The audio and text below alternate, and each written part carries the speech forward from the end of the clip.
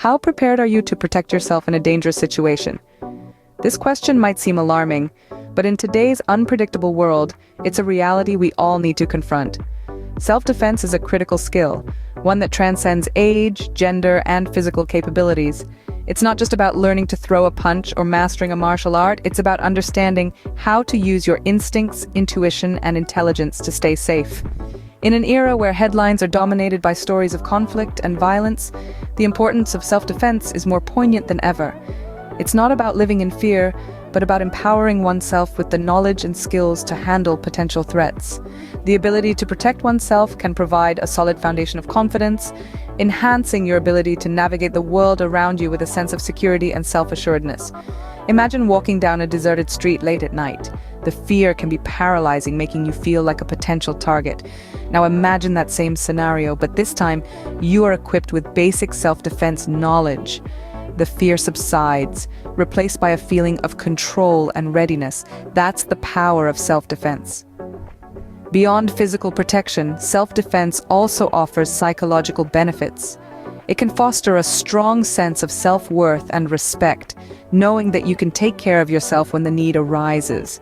It can also reduce feelings of helplessness and vulnerability, replacing them with a sense of control and resilience. Moreover, self-defense training can improve mental wellness. It can help manage stress and anxiety as it teaches techniques to stay calm and focused under pressure. It can also enhance self-discipline, as training requires consistency, perseverance, and a commitment to personal growth. In essence, learning self-defense is a journey of self-empowerment. It's about cultivating a mindset that prioritizes safety and personal strength.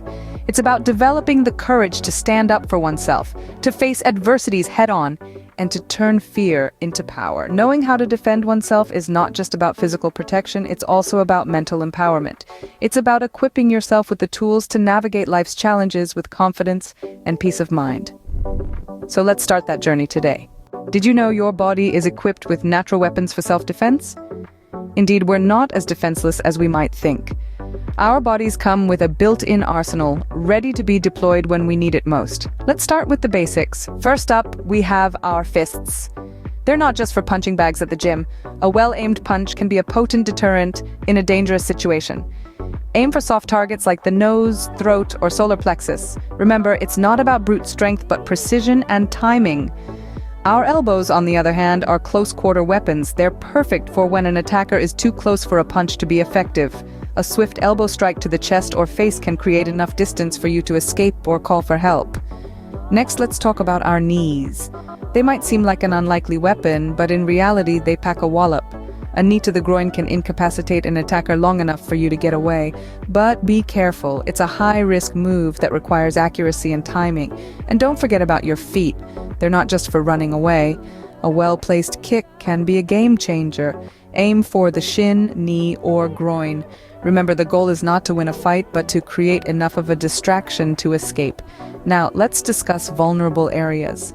These are the soft spots on an attacker's body that can maximize the effectiveness of your strikes. The eyes, nose, throat, solar plexus, and groin are all prime targets.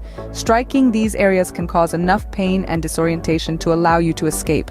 But remember, these techniques are not meant to encourage violence. They're tools for self-defense, for those situations when you have no other option but to protect yourself. Use them responsibly and always prioritize de-escalation and escape over confrontation. Remember, your body is a powerful tool. Use it wisely and effectively. Now that you understand your body's natural weapons, let's explore some basic self-defense techniques.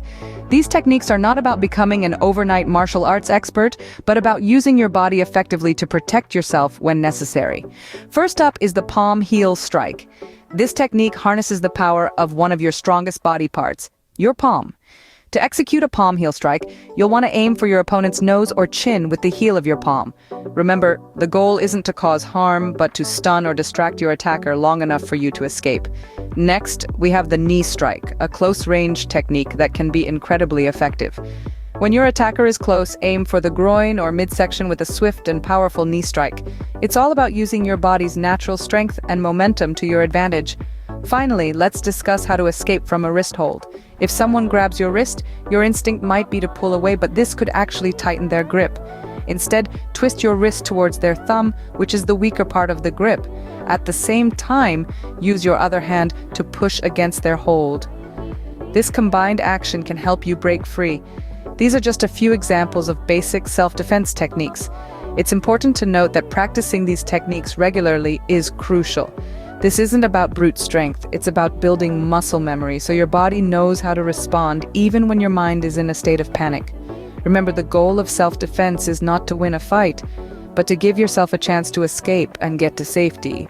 It's about being aware, being prepared, and knowing how to use your body's natural weapons effectively.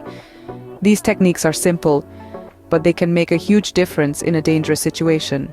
For those seeking more advanced skills, there are a variety of techniques you can learn.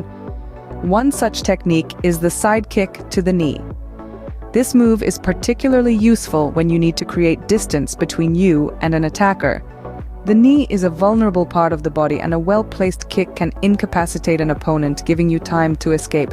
However, precision is key. You want to aim for the side of the knee, not the front.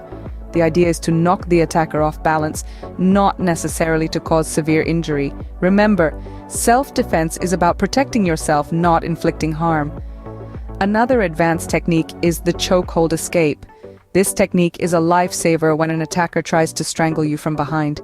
The first step is to lower your center of gravity to maintain balance. Next, lift your arms and twist your body sharply to break the attacker's grip. Then, use your elbow to strike the attacker in the stomach or chest. Finally, turn around and push the attacker away from you. These techniques, while effective, are not to be taken lightly. They require precision, control, and a clear understanding of your own physical limits. It's crucial to learn these techniques under the guidance of a trained professional. Attempting them without proper training could result in injury to yourself or others.